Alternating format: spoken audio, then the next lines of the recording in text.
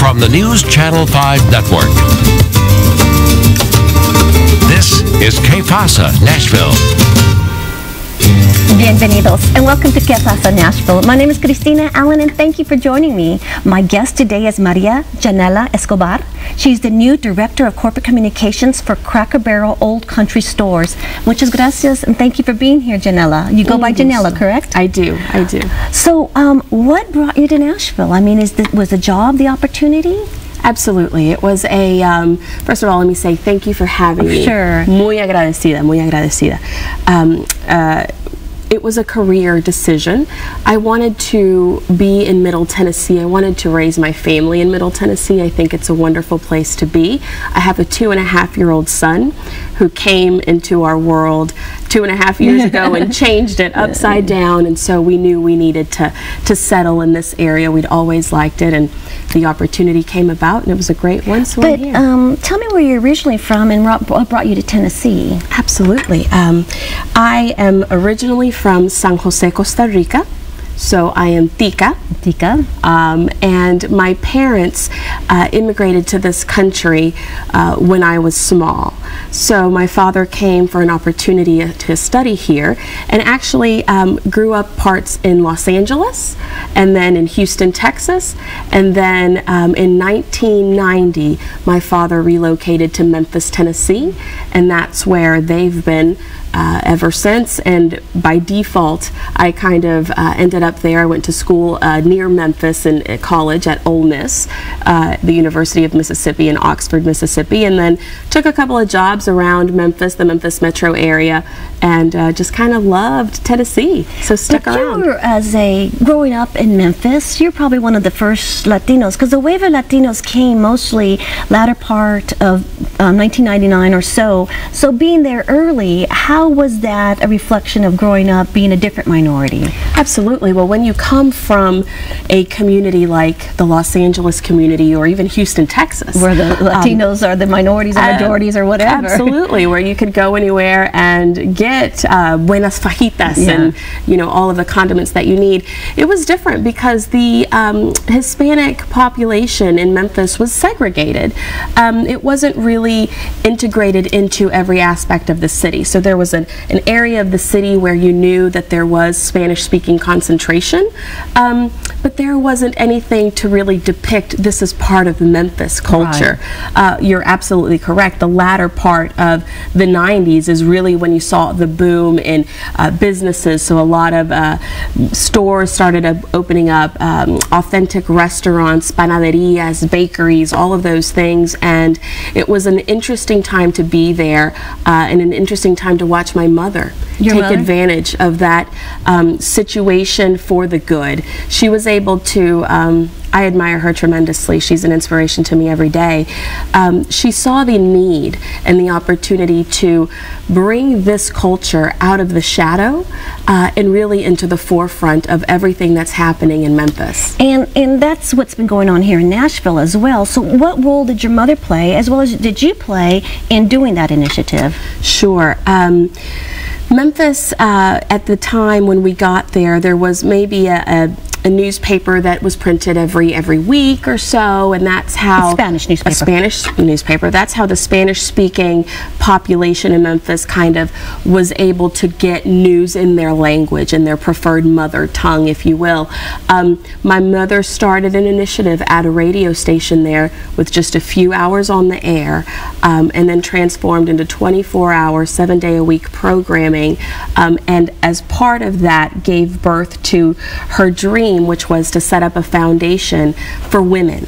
Wow. So she's very passionate about women and kind of believes that by reaching women, therefore she can heal the entire family. It's called De Mujer a Mujer, which is from one woman to another. And she had all kinds of folks on her show, a lot of maybe what you did, but just it was an opportunity to bring much needed information in a language where they could really understand what was happening in the community, in legislature, in the schools for their kids. Especially when it was starting to get negative after 9/11 and who are these people and are they undocumented or what. But you went on and looking at your career path, it indicates indicates that you, in working at a TV station, you produced in Memphis Spanish language programming?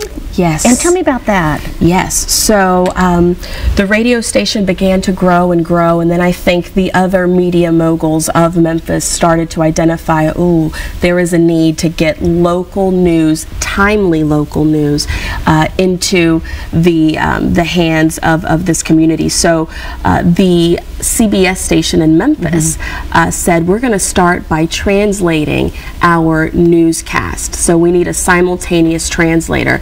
I am certified in simultaneous translation, so at first, Christina, I would walk in, it was a booth, it was tiny, I'm glad I'm not claustrophobic, but I would put the ear set on and they would start giving the news, and I would just translate every single word they said, both anchors, the sports guy, the weather guy, everybody. And it was in Spanish, people can click that, like... So all they had to do was, if their television had SAP, secondary audio programming, then they could have the news timely and live in Espanol. But I mean, did they see the news station or the radio, the economic impact they were making? Because while we had the need, as we do in Nashville, and I'm sure they're from children's shots to banking to crime, just to make sure they're educated on how to put a car seat or how to make sure you use your seatbelts. What about the economic impact? Did Memphis see, or the business leaders see that opportunity? They did, because it started as a woman in a booth, you know, simultaneously translating the local news, and it turned into a full-fledged 30-minute programming producer set news segment for the CBS station on the Comcast network. So then there were advertisers, there were sponsorship opportunities. There was a lot of sourcing that went on through this show. So reaching much needed manpower and work from the Hispanic community. So they would tap for that to the show. It also became a place to include. So it became sort of this inclusive driver of the Hispanic community to get involved in international festival, for example. And also it's still being new to Memphis, you know. So, but I understand you speak 5 languages. Yes. What languages do you speak besides English? Spanish. I speak Spanish, obviously fluently. Portuguese. I'm also certified fluent Portuguese. A bit of Italian and French, as well as German. And in using, not being Hispanic, I mean, the stereotypical, that's all you would know, is being bilingual. What have those languages been able to do for you professionally? Because I noticed also in your career, Beth, and we'll talk about Cracker Barrel, but you were global communications for Federal Express. And knowing that Federal Express is our second largest distribution center in the world behind Hong Kong, I mean, that is an international, iconic company for Tennessee, just like Jack Daniels is and stuff. So tell me a little bit about your role as an international global person, knowing those languages, being Hispanic in Memphis, Tennessee. Absolutely. It's definitely opened a lot of doors for me. I truly believe that for you to be a successful business partner and add value to any company that's global, in this day and age, 95% of consumers are outside of this country. You have to be able to communicate and assimilate to different cultures. I'm lucky because in growing up, my parents made me speak any other language but English at home.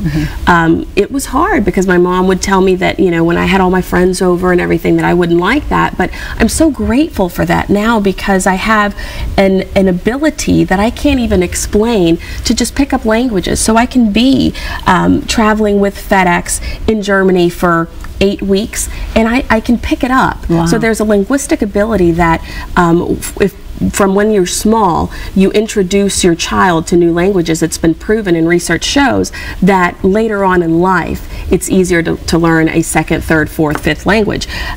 With FedEx, I was able to take that skill that I had and apply it to a need that the company saw, and that allowed me to progress through the company. Before I left FedEx, I was in charge of 220 countries and territories that FedEx operates in. probably visited every continent I ever wanted to. Amazing. A wonderful opportunity. I was on the road a lot. But aside from just the languages, Christina, it's the ability to understand a culture. Maybe I've never been to China, but I can appreciate why things are different. And I wouldn't expect for things to be the same, because I know that in Costa Rica, things are very different than they are in Mexico.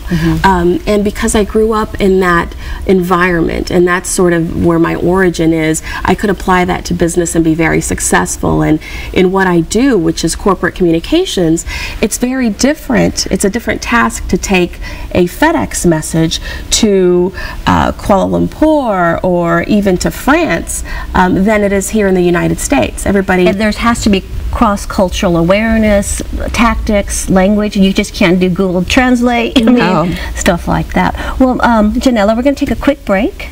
We're going to be right back with Maria Janella Escobar, who's the Director of Corporate Communications for Cracker Barrel, and welcome her to Nashville, and we'll be right back.